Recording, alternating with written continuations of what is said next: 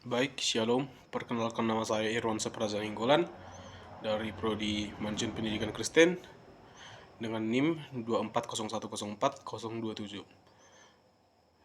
Untuk matkul teori sistem dalam pendidikan yang dibawakan oleh Pak Nasib Tua Lumban Gaul MED. Baik, di sini saya akan memaparkan 7 soal untuk perbaikan nilai saya, yaitu yang pertama, sebutkan pengertian teori dan satu teori, yaitu pengertian teori yang saya buat yaitu pendapat yang didasari oleh penelitian dan penemuan dan didukung oleh argumentasi dan data. Baik, satu teori yang saya buat yaitu teori stres, stimulus, respon, dan transaksional. Manfaat teori yang saya buat yaitu yang pertama, untuk mengetahui pengertian dari tiap-tiap bagian stres. Yang kedua, untuk mengetahui gejala-gejala awal yang dapat dilihat dari individu.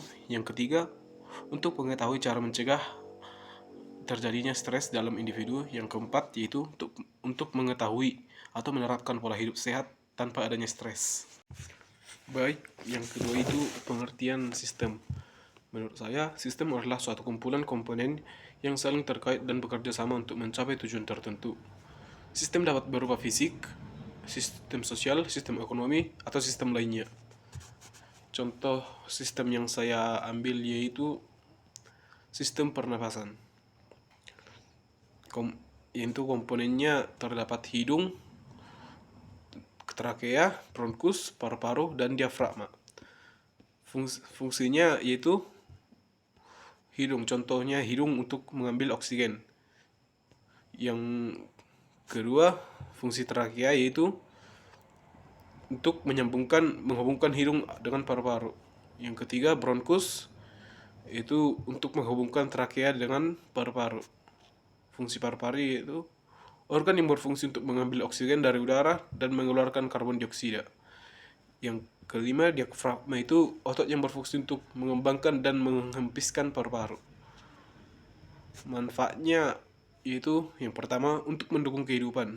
Sistem pernapasan sangat penting untuk kehidupan karena memungkinkan tubuh mendapatkan oksigen yang dibutuhkan. Yang kedua yaitu mengatur keseimbangan asam basa. Sistem pernapasan mengatur keseimbangan asam atau basa dalam tubuh. Yang ketiga, mengatur atau meningkatkan kualitas hidup. Sistem pernapasan yang sehat dapat meningkatkan kualitas hidup dengan memungkinkan tubuh berfungsi dengan baik. Baik, pembahasan ketiga yang saya buat yaitu untuk menemukan salah satu permasalahan yang terjadi dalam sistem akademik dan mengimplementasikannya dalam metode berpikir sistemik. Permasalahan yang saya buat yaitu kurangnya kesadaran akan kebersihan dan kesehatan di lingkungan sekolah. Atau siapa yang menjadi pelakunya, yaitu yang pertama bisa saja siswa, bisa saja guru, dan orang tua atau masyarakat di lingkungan sekolah. Where atau terjadi di mana yaitu di lingkungan sekolah. Contohnya kelas atau toilet dan juga kantin. Yang menjadi penyebabnya yaitu rusaknya lingkungan sekolah dan tersebarnya penyakit. Yang keempat yaitu when atau kapan terjadinya, yaitu bisa saja selama jam sekolah, contohnya saat istirahat dan juga saat makan siang. Why atau mengapa terjadi, yaitu yang pertama yaitu kurangnya pendidikan kesehatan, kurangnya pengawasan dan pemantauan, dan yang ketiga yaitu kurangnya fasilitas yang memadai, contohnya tempat sampah. How atau bagaimana cara mengatasinya, yaitu yang pertama, menggalakkan pendidikan kesehatan untuk siswa dan guru. Yang kedua yaitu meningkatkan pengawasan dan pemantauan.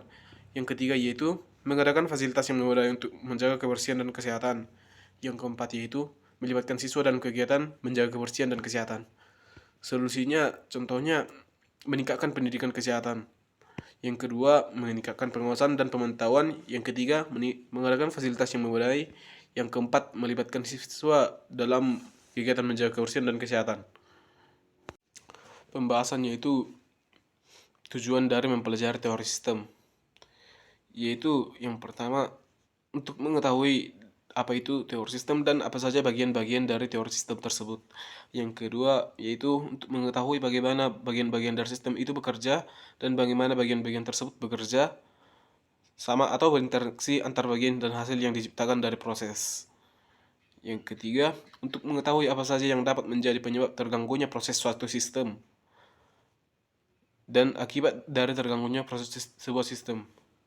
Dan yang selanjutnya itu cara-cara untuk memperbaiki sebuah sistem yang sudah rusak.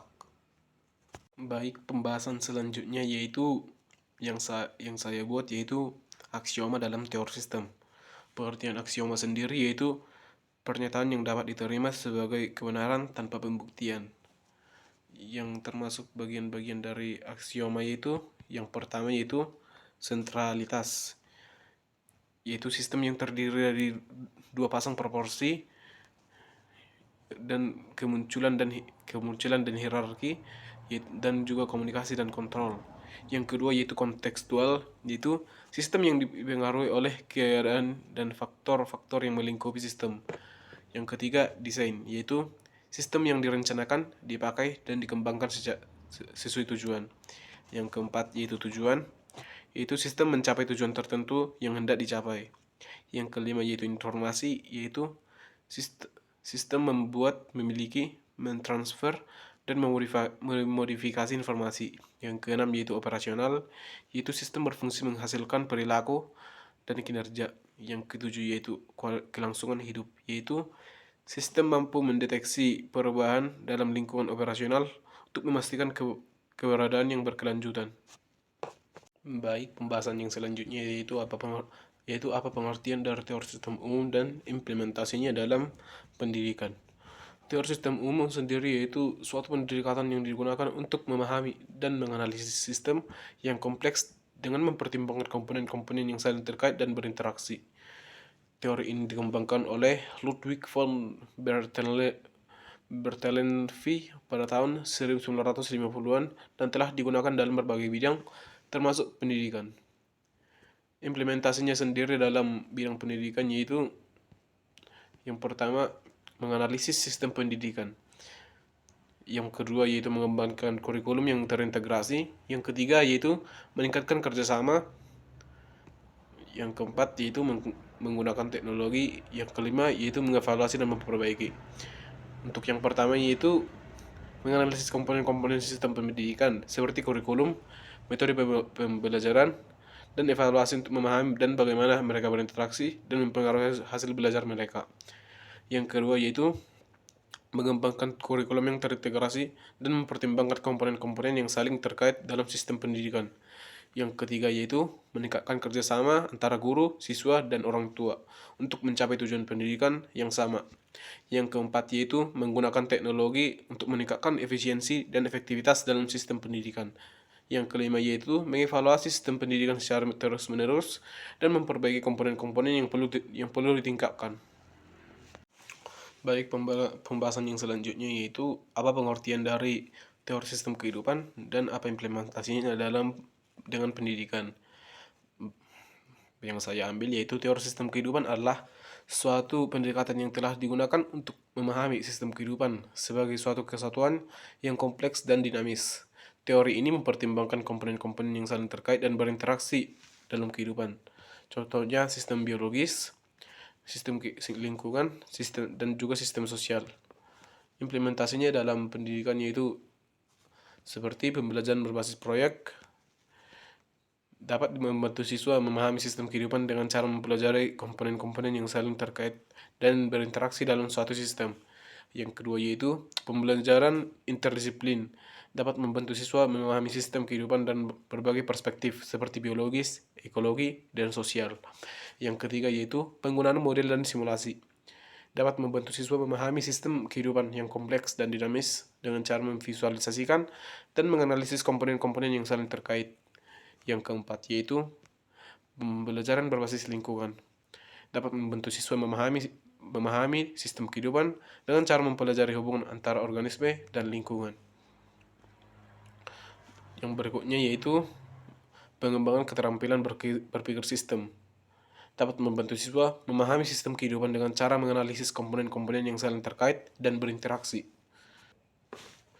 Sekian untuk hasil pemaparan saya. Terima kasih.